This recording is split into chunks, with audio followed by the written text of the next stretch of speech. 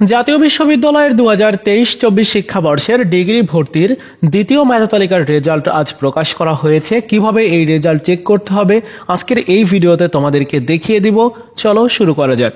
Result দেখার জন্য national ইউনিভার্সিটির অ্যাডমিশন রিলেটেড ওয়েবসাইটটিতে আসবে। ওয়েবসাইটে আসার পর ডিগ্রি পাস এই ট্যাব থেকে ডিগ্রি পাস অ্যাপ্লিক্যান্টস লগইন এখানে ক্লিক করবে। এরপর কিছুক্ষণ লোডিং নিতে পারে যেহেতু সার্ভারে সমস্যা রয়েছে। এখানে তোমার application roll number, pin number দিতে হবে। প্রথমে রোল নাম্বার, তারপর পিন নাম্বার। যদি কেউ ভুলে যাও, forgot your admission role pin এখানে ক্লিক করে রোল পিন পুনরুদ্ধার করে নিতে পারো। হ্যাঁ, তো রোল পিন এটা আমি দিয়ে দিচ্ছি। এরপরে লগ ইন করবো।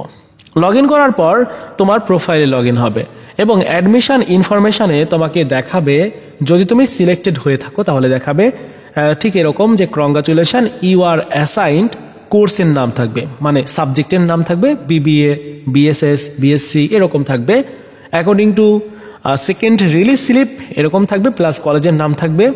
আর please click on admission form to required additional information এরকমটা দেখাবে। আর তুমি যদি তুমি যদি এই চান্স না পাও তাহলে তোমার ক্ষেত্রে কীরকম দেখাবে, you are not in the merit list, স্ক্রিনে যেরকমটা দেখতে পাচ্ছ। অথবা তোমাকে দেখাতে পারে যে তুমি প্রথম মেরিটে সুযোগ পেয়েছিল, যারা ভর্তি হয় নাই আর কি, তাদের তো রেজাল্ট দেওয়া হয়নি। যাই হোক, এই হচ্ছে রেজাল্ট দেখার পদ্ধতি। চটপট রেজাল্ট দেখে নাও। এখন ওয়েবসাইট থেকে রেজাল্ট দেখা যাচ্ছে। ভিডিওটি ভালো লেগে থাকলে লাইকস, কমেন্টস, শেয়ার করবে। ধন্যবাদ।